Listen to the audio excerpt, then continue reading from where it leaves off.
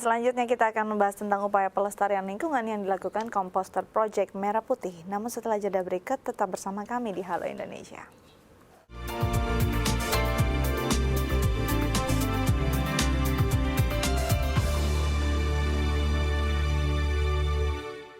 Terima kasih Anda masih bersama kami di Halo Indonesia. Pemirsa, kegiatan penghijauan memang sedang digalakan di beberapa wilayah, khususnya di kota-kota besar yang memiliki kerusakan lingkungan yang sangat signifikan. Ini juga menjadi sebuah perhatian bagi sebuah komunitas, yaitu Komposter Project Merah Putih, yang membuat sebuah tong komposter untuk mengolah limbah rumah tangga dijadikan kompos, dan juga mengajak masyarakat Astidika untuk terlibat dalam kegiatan pelestarian lingkungan. Saya telah mengundang salah seorang penggiatnya, namun sebelum saya menyapa, saya akan tampilkan tayangan berikut tentang profil dari Komposter Project Merah Putih. Melalui Komposter Project Merah Putih, Melando Tampu Bolon atau yang akrab disapa Melo mewujudkan lingkungan hidup yang bersih dan sehat, yakni lingkungan yang bebas dari permasalahan sampah. Melo menggagas pembuatan tong komposter yang berfungsi untuk mengolah sampah organik menjadi pupuk organik dan kompos organik. Sampah organik rumah tangga yang biasanya mengeluarkan bau busuk dan menjadi sumber wabah penyakit, kini disulap menjadi pupuk untuk menyuburkan tanaman. Seperti yang terlihat di kawasan pemukiman Sumur Batu, Jakarta Utara ini. Tidak ada lagi lingkungan kumuh akibat penumpukan sampah, karena sebagian besar warganya sudah menerapkan sistem pengolahan sampah menggunakan tong komposter. Sampah-sampah organik seperti bekas sayur dan buah-buahan, serta kotoran hewan dimasukkan ke dalam tong komposter dan didiamkan selama 1 minggu, hingga sampah tersebut menghasilkan cairan berwarna kecoklatan. Cairan yang dihasilkan tong komposter ini selanjutnya digunakan sebagai pupuk cair organik, dan sisa limbah digunakan sebagai pupuk kompos. Ya, telah hadir bersama kami di studio Halo Indonesia, Melando Tampu Bolon, penggiat CPMP atau Komposter Project Merah Putih. Kita akan sapa. Selamat pagi, Bang Melo. Selamat pagi. Kita panggil Abang Melo ya. Ya, silakan. Bang Melo, ini mulai tahun berapa, Bang? Sudah mulai melakukan kegiatan ramah lingkungan seperti ini, Bang? Kegiatan ramah lingkungan dulu kami melakukan secara individu ya, itu di tahun 2008. Jadi berawal dari memang hobi kami yang suka dengan kebersihan di lingkungan, terutama di rumah kami gitu loh. Parit, got, dan akhirnya kegiatan-kegiatan seperti ini kami ingin coba berbagi ide kepada masyarakat, kurang lebih seperti itulah. Jadi di awal dari sebenarnya personal ya, melakukan pelestarian secara pribadi atau mungkin keluarga. Nah, ini langsung berpikir untuk ini kayaknya harus berbagi dan harus berbagi ilmu lalu membuat komposter, itu bagaimana ceritanya? Ya, jadi gini, karena kebiasaan bersih-bersih ini sekarang sudah mulai budaya itu ditinggalkan di masyarakat. Mungkin karena mobilitas yang terlalu tinggi dan mungkin banyak hal yang memang akhirnya masyarakat lupa dengan hal di mana bahwa rumah itu harus bersih gitu. Karena dari rumah yang bersih kita juga dapat pikiran yang jernih gitu loh. Kurang lebih seperti itu. Makanya kami mencoba bahwa mengembalikan masyarakat budaya hidup bersih. Dan kalau kita hidup bersih, mau nggak mau kita melakukan sebuah kegiatan dan akhirnya badan kita juga akan sehat gitu loh. Jadi tidak melupakan tentang kegiatan-kegiatan yang sangat penting di dalam hidup kita ini gitu loh. Bang, sebenarnya kan di masyarakat banyak berkembang bahwa ya ketika tinggal di suatu wilayah, pengelola lah yang harus melakukan kegiatan bersih-bersih. Ini bagaimana Abang bisa merubah hal ini di masyarakat Abang, akhirnya mereka tergerak untuk bisa ikut partisipasi? Saya merubahnya dengan cara-cara seperti itu. Yang penting yang paling utama adalah kami menjadi teladan terlebih dahulu. Sehingga kalau kami sudah menjadi teladan, mereka juga dengan sendirinya mereka juga melihat bahwa apa yang kami lakukan, oh ternyata enak gitu loh, mengolah sampah, lingkungan bersih dan lingkungannya juga tertata rapi. Terutama kalau di Jakarta, di kota-kota besar, dulu namanya tukang sampah itu tidak rutin untuk mengambil sampahnya, sehingga sampah menumpuk akhirnya menjadi masalah gitu. Makanya kami membuka wawasan kepada masyarakat, selama sampah masih dianggap sampah, sampah tidak akan pernah terselesaikan. Oke, jadi lewat tindak nyata ya, diberi teladan dulu. Nah, tapi kan tadi Abang bilang sendiri bahwa rasa untuk menjaga lingkungan tuh udah mulai terkikis. Pernah mengalami kesulitan nggak saat mulai merintis proyek ini? Saya tidak terlalu terpikir dengan yang namanya sebuah kendala, karena kami minimal kami berkata bahwa kami tidak bersalah kepada Tuhan gitu loh, karena dunia sudah Dia ciptakan, kayak kita untuk merawat dan menjaganya. Tapi dan kami tidak melakukan hal di mana bahwa butuh perhatian khusus atau butuh namanya masyarakat peduli dengan kegiatan kami. Kami tidak melakukan itu, tapi kami mengambil satu hal yang paling kecil, di mana ketika kami berusaha untuk menjaga lingkungan, minimal kami merawat bumi ini sebagai anugerah Tuhan yang paling indah, seperti itulah. Bang, ini kalau kita lihat di tayangan tadi, di gang yang sangat kecil gitu ya, dan juga sudah mulai asri sekarang. Kalau saya pengen tahu, dulu tuh kondisinya kayak gimana, Bang? Separah apa sih? Dikatakan bahwa paritnya kotor, ya kan, tidak Belum ada tanaman penghijauan, gitu ya? tanaman tidak ada sama sekali. Akhirnya kami berusaha bersama guru saya dulu, guru SD saya, kami berusaha untuk memberikan edukasi yang tepat di masyarakat bahwa ayo penting yuk menjaga lingkungan dengan apa, membersihkan lingkungan kita tetap bersih, merawat tanaman, juga melakukan penghijauan supaya apa, ini loh rumah, inilah lingkungan yang sebenarnya, bahwa ketika kita semua mulai tertata rapi, disitulah kita akan melihat bahwa ada sebuah kehidupan yang nyata. Oke, gitu. jadi mulai dari edukasi ya. Nah, ini harus ada bukti nyata kan? Betul. Seperti apa gerakannya, kita akan bahas setelah jeda berikut ya Bang ya. Oke. Tetap bersama kami di Halo Indonesia.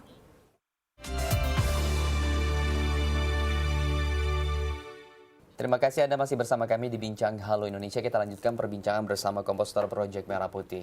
Ya, Bang Melo, ini menghasilkan sebuah inovasi, yaitu berupa tong komposter. Sebenarnya apa yang jadi pembeda antara tong komposter yang Anda buat bersama teman-teman di Komposter Project dengan beberapa media lain yang sudah ada sebelumnya? Perbedaannya adalah yang pertama itu, yang paling utama adalah kami tidak menimbulkan bau busuk. Ketika sampah organik masuk ke dalam komposter kami, itu hasil tidak akan berbau busuk. Yang kedua, tidak perlu dicacah, tidak perlu dipotong-potong. Sehingga kalau ini bisa menjawab keadaan masyarakat yang sedang disibukkan dengan pekerjaan, Mobilitas gitu. Jadi yang banyak ya? mobilitas yang banyak, akhirnya mereka sangat dipermudah dengan adanya sistem yang kami inovasi ini. Dan akhirnya dia juga lebih praktis dalam penggunaannya, bebas energi, itu yang lain-lainnya itu hanya kelebihan tambahan saja gitu. Akhirnya menghasilkan pupuk organik cair dan kompos padat untuk media tanah. Oke, tadi tanpa bau, lalu tanpa perlu dicacah. Sebenarnya kalau mungkin bisa diberi gambaran, nggak dibawa sih tongnya ya? Nggak Gambaran seperti apa sih tong komposter yang dibuat oleh Project Merah Putih ini? Jadi gini, ini memang kita intinya tong plastik ini juga tong limbah. Memang limbah yang dalam arti, kenapa kami menggunakan tong limbah? Karena kami mau daur ulang itu terus. Kami konsisten pada program-program daur ulang. Kedua, itu tong itu lebih kuat, daya tahannya lebih kuat dibandingkan tong-tong baru. Dan Tong biru ya? Tong biru Kita yang gambarkan tong biru yang besar penampungan itu ya? air, Iya. tapi yang memang kami ambil yang memang limbah produksi, bekas produksi pabrik gitu. Nah, jadi kami buat pemisahan antara padat dan cair, di mana hasil cairnya itu akan dihasilkan setelah seminggu kita membuang sampah. Satu minggu? Satu minggu Sudah setelah ada? membuang sampah, dan setiap harinya akan menghasilkan pupuk organik cair untuk mendukung program penghijauan. Nah, kalau yang padatnya itu akan dihasilkan sesuai ukuran. Ada yang 2 bulan, maksudnya 2 bulan di sini adalah selama 2 bulan sampah tidak akan pernah bisa penuh karena dia akan terus menyusut. Nanti akan ada masanya sampah tidak akan bisa diisi lagi, itu ditutup rapat 2-3 minggu untuk menghasilkan padat. Pupuk Diganti padatnya. begitu dengan media Diganti atau pupuk potong padat, yang itu baru kita gitu ya? keluarkan, kita keluarkan untuk campuran tanah. Selanjutnya kita pakai ulang kembali gitu. Jadi bisa sampai 7 hitungannya tahun. 2 bulan ya Bang ya? Tapi kalau misalnya kapasitinya berapa ton ya untuk bisa menampung itu Kalau selama 2 bulan? hitungannya, kalau itu bisa menampung 25 kilo, itu skala rumah tangganya 25 ya. kilo. Berarti 25 Sidika kilo. sebenarnya wilayah sudah tidak perlu lagi TPS gitu ya? Kalau udah dari tong ini ya? Ya benar, karena ada ininya, wadahnya ya? ya karena kami punya prinsip bahwa kalau kita membuang ke TPS itu sama aja kita hanya memindahkan sebuah masalah. Gitu loh. Tapi kalau masyarakat udah mulai coba mengolah sampah secara mandiri, kita juga mendukung program pemerintah, dan pemerintah juga bekerja sama dengan masyarakat. Kalau kita membuang begitu saja ke TPS, ya sayang gitu, banyak harta yang terpendam yang dibuang begitu saja, akhirnya itu menjadi sesuatu yang sia-sia. Nah, ini masih ada nggak? Iya. Jadi pertanyaan deh, masih berfungsi nggak sistem kebersihan lingkungannya? Karena semua sudah punya komposter, masih ada yang ambil-ambilin Keliling sampah untuk rumah mengambil tangga? sampah. Ya, jadi gini, intinya bahwa tadi yang saya katakan bahwa harus ada sinergi antara pemerintah dan masyarakat. Jadi kalau sampah itu bisa terkelola secara mandiri, itu dengan kata lainnya kita bisa menyusut. Dalam arti sampah yang harusnya memakan anggaran yang besar itu akhirnya bisa menjadi anggarannya lebih diminimkan, dan sehingga itu bisa untuk yang lainnya gitu loh, bukan hanya untuk mengurusi masalah sampah. Bahkan akhirnya bisa menghasilkan karena ada pupuk ya, Nah, bisa ada pupuk padat, menghasilkan. ada pupuk organik. Nah, seperti apa pemanfaatannya sih Bang? Kita lihat dulu tayangan berikut. Selain membuat tong komposter, Melo juga giat mengkampanyekan gerakan penghijauan dengan memanfaatkan lahan sempit. Melo mengajak warga, baik ibu-ibu maupun anak-anak, untuk ikut serta menanam berbagai jenis tanaman, mulai dari tanaman hias, buah, serta sayuran. Jika sampah organik rumah tangga dimanfaatkan dalam proses komposter, sampah non-organik seperti botol plastik dan plastik kemasan bekas dimanfaatkan dalam kegiatan penghijauan, sebagai media tanam. Selain bebas dari tumpukan sampah, kawasan Sumur Batu ini pun tampak asri dengan penghijauan yang dilakukan.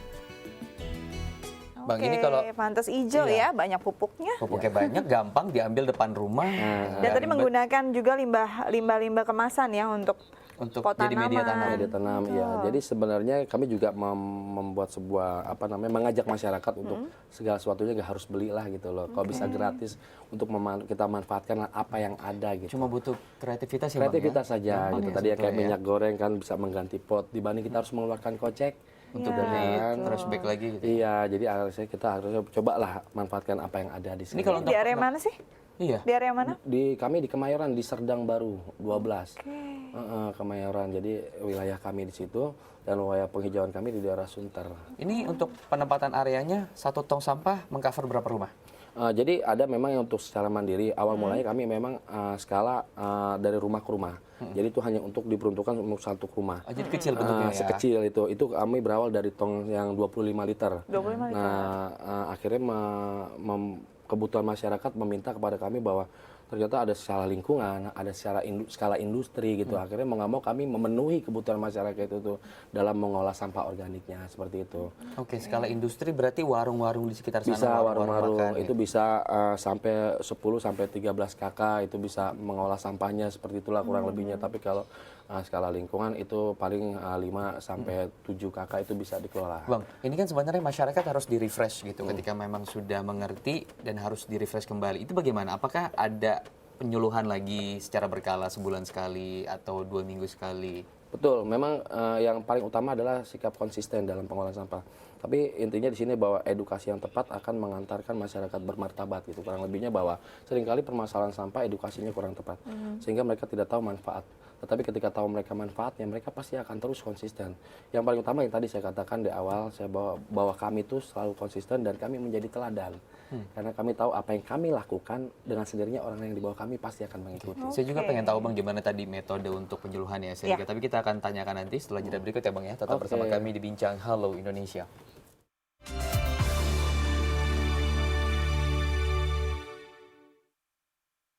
Terima kasih Anda masih bersama kami di Bincang Halo Indonesia. Bang Mulo, tadi bagaimana dengan metode penyuluhan? Apakah ke rumah-rumah atau memang ibu-ibunya dikumpulin di satu tempat dan diberikan penyuluhan ke sana? Banyak cara. Kami memang berawal dari rumah ke rumah, juga dari arisan. Kami juga dari sekolah-sekolah. Jadi Abang datang ke arisan ibu-ibu? Ke arisan ibu-ibu. Jadi kami yang paling ganteng sendiri di antara ibu-ibu, kurang lebih seperti itulah ya. Paling unik lah ya. Yang unik-unik. Jadi banyak metode dengan cara lain juga dari sosial media.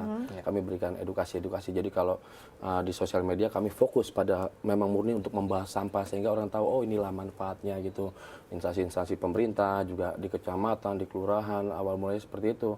Jadi berbagai macam cara. Nah, kalau dari ke anak-anak kami banyakkan bermain di lomba.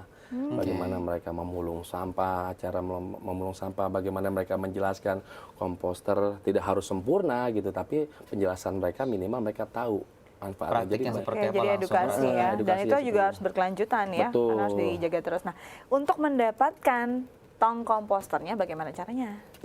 Itu kalau ini mendapatkannya bisa nanti datang ke tempat kami. Ada biayanya nggak? Biaya untuk edukasinya itu kami berikan free kepada masyarakat bahwa memang tempat kami seperti kayak sekolah alam ya. Jadi mereka bisa datang ke tempat kami, mereka hanya bertanya pun juga gak ada masalah gitu. Karena kami mau bahwa yang dikedepankan adalah nilai-nilai di mana mereka menjadi orang-orang yang peduli terhadap lingkungan itu. Bang, untuk skala rumah tangga 25 liter berapa rupiah yang harus mereka keluarkan? Mereka keluarkan sekitar 200 sampai 250 dengan kami berikan garansi seumur hidup bioaktivator. Orang taunya mungkin ada komposter untuk pengurai sampahnya tersebut. Nah, ini kan di beberapa kelurahan yang pernah saya ikuti dan saya ketahui gitu ya, mereka hanya memberikan medianya tapi bioaktivatornya terbatas. Ini kalau misalnya Abang sendiri dengan harga segitu selalu disuplai kah? Ya. Atau memang harus ada biaya lagi untuk Selama tong itu membeli? masih ada, itu kami terus akan itulah yang saya katakan bahwa kami memberikan sebuah dukungan yaitu kepada masyarakat ya tidak tanggung-tanggung ya. Kami mau mereka punya semangat dan terus semangat. Jadi Sehingga mereka tidak bioaktivatornya disuplai dibebani terus? lagi. Nah, kami supply terus sampai mereka semangatnya sampai habis pun kami terus supply. Itulah support ya, support terus. Itulah support bahkan kami. seumur hidup ya. Karena kami cinta terhadap orang-orang yang memang mau berbuat untuk lingkungan. Kurang lebih Oke, seperti itu. ini sudah berapa wilayah? Tadi kan mungkin dari lingkungan satu RT, sekarang sudah berkembang menjadi berapa RT atau bahkan RW sekarang? Kalau untuk penghijauan kami udah tingkat RW, bahkan kami juga udah sampai di Jakarta, bukan hanya di Jakarta Pusat lagi. Kami sudah merambah ke Jakarta Barat, program-program penghijauan bersama LSM, bersama yayasan, kami juga menjadi program kemitraan mereka.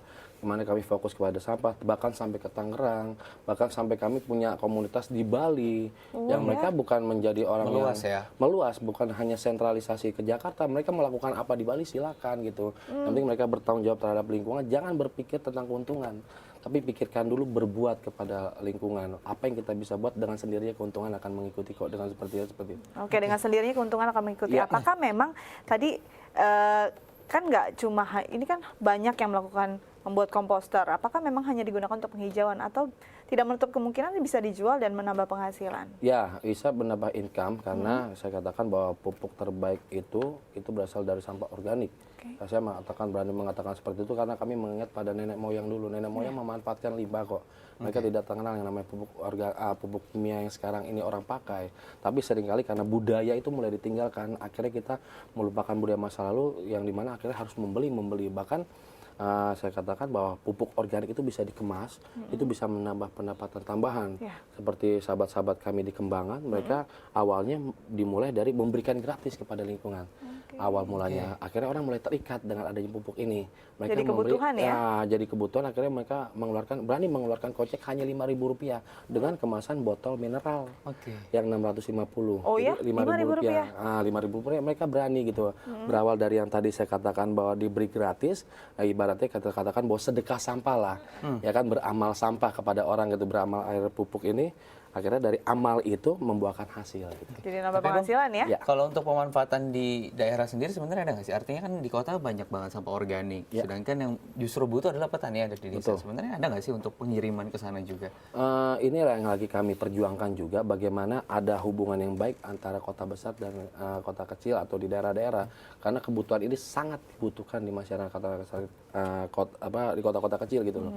Ini lagi kami pikirkan bahwa ada satu wadah pupuk organik ini, Jakarta penghasil misalnya atau kota-kota besar lainnya, itu bisa dilempar ke daerah, entah bagaimana melewati pemerintah atau lewati yayasan atau lewati instansi apapun. Kami lagi memikirkan hal tersebut gitu loh. Supaya jelas di mana pembuangannya nantinya gitu loh. Yang paling sederhana, jangka pendeknya apa yang akan kalian lakukan selain proyek tong sampah ini? Yang saya punya mimpi itu komunitas-komunitas di Indonesia ini kan masih banyak yang bekerja masing-masing. Mimpi kami bahwa bagaimana kita sama-sama menyuarakan suatu hati, satu pikiran, berkumpul bersama, ya kan, berbuat sesuatu untuk lingkungan, untuk masyarakat gitu. Sama ini yang masih terpecah, mungkin masih jalan sendiri-sendiri gitu. Kita mau lebih terorganisasi dan kita bersama-sama berbuat untuk lingkungan. Skala besar dan juga terorganisasi gitu ya, betul, Bang, ya, karena saya berpikir bahwa kalau itu bisa tercapai dengan sendirinya itu akan luar biasa. Intinya berbuat sesuatu untuk lingkungan walaupun dengan cara yang sederhana ya. Sukses untuk proyek ya, Bang ya. Ya, kita masih punya banyak informasi menarik, tetap bersama kami di Halo Indonesia.